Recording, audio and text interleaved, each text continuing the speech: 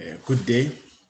In this chapter, we're going to cover correction of errors and inventory management. These are the two topics that we did not cover in our previous lecture on adjustments of financial statements, right?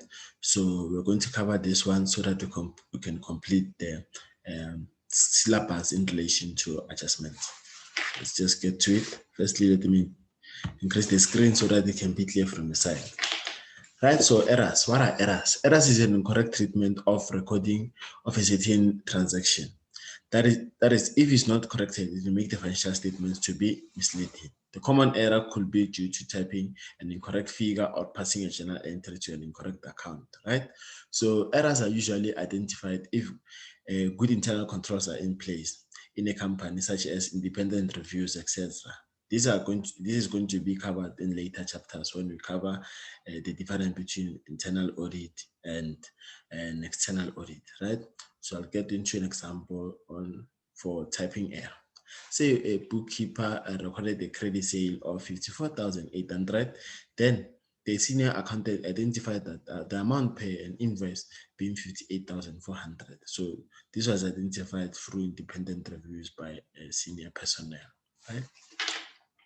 So what is the error? The error is that the bookkeeper understated the sale and debtors control by 3,600. That is 58,400 that was supposed to be recorded minus 54,800 that has been recorded, right? So what journal entry will be processed to correct this error?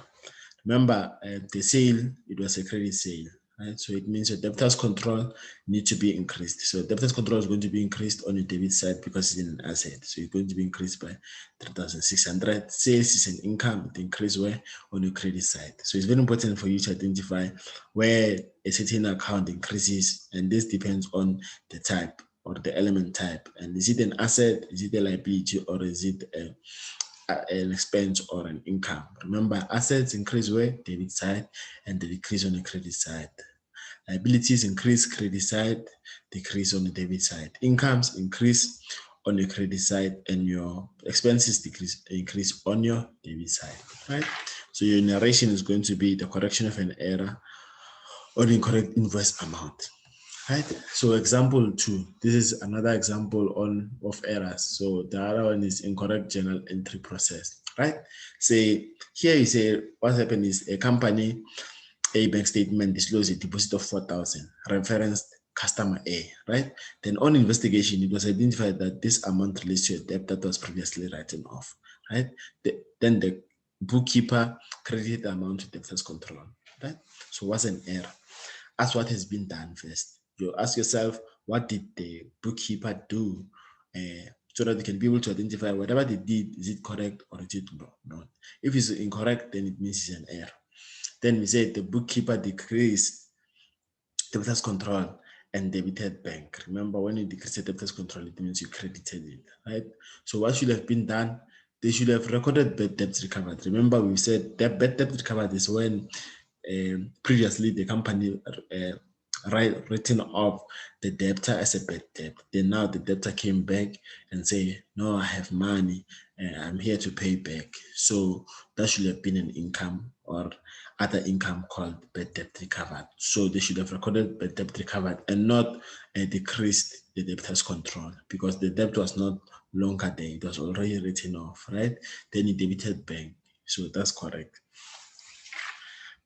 So the journal entry that's going to be recorded to correct that error is going to say debtors control. Remember, it was credited. So if it was credited to correct it, you do the inverse with debit. So debit with 4,000, then increase your bad debt recovered with 4,000 because it's an income, increase the credit side, right? Then the narration is going to be the correction of bad debts recovered incorrectly recognized, right? The last one it's going to be stock count, right? So what is stock count or under inventory management? Inventory management, we are going to cover more on it in later chapters when we're going to cover how inventory are being measured. There is how when you see that value on the financial statements, how did they come up about those value? That's when the company is either using a FIFO method or using a weighted average method. But don't worry, we're going to cover in the later chapters.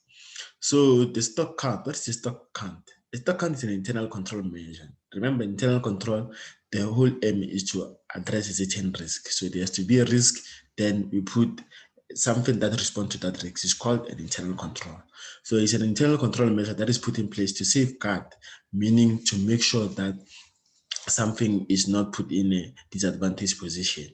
It safeguards the company trading stock against theft or stock obsolescence, right? Stock obsolescence meaning the stock is there, but it has been there for a long time to the extent that it's no longer being in a position that can be sold, right? Or maybe it expired or it became out of date, right?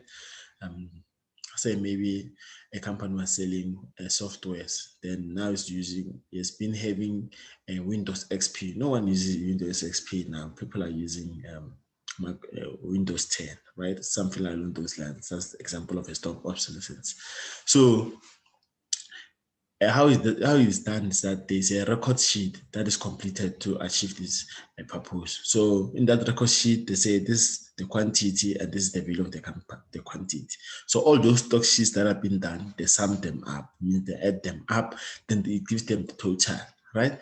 Then they take that total with the stock sheet, then they compare to the total on the trading stock, right? So if there's a difference, this difference is going to be it's going to be called inventory written off in advanced accounting, but in metric they're calling it a trading stock deficit. But we'll see an example in the next slides.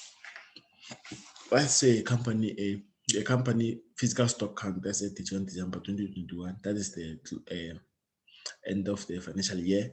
Disclose that the trading stock to a value of disclose a stock of 456,000, right? So that's the stock sheet or the physical count. Whereas the trading stock account per the pre-adjusted financial statement. Pre-adjusted financial statement, it means that this adjustment is not being passed, right? So you need to know the difference. If it's pre-adjusted, it means no adjustment is being passed yet.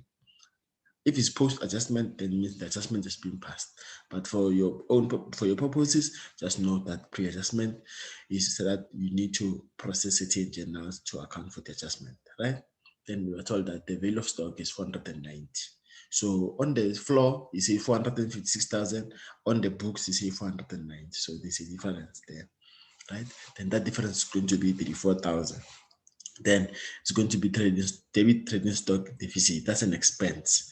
Then credit trading stock. The whole aim is to make sure that the trading stock in your financial statement is at the correct value or it represents what is on the floor. So you cannot say in your financial statements you have 490, whereas when we count the stock, it's worth 456, right? So that's what stock count aim to achieve, right?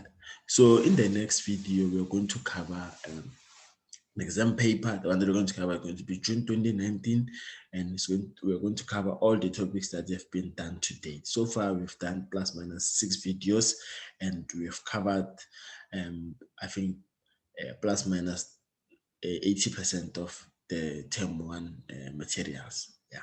See you in the next video. Thank you.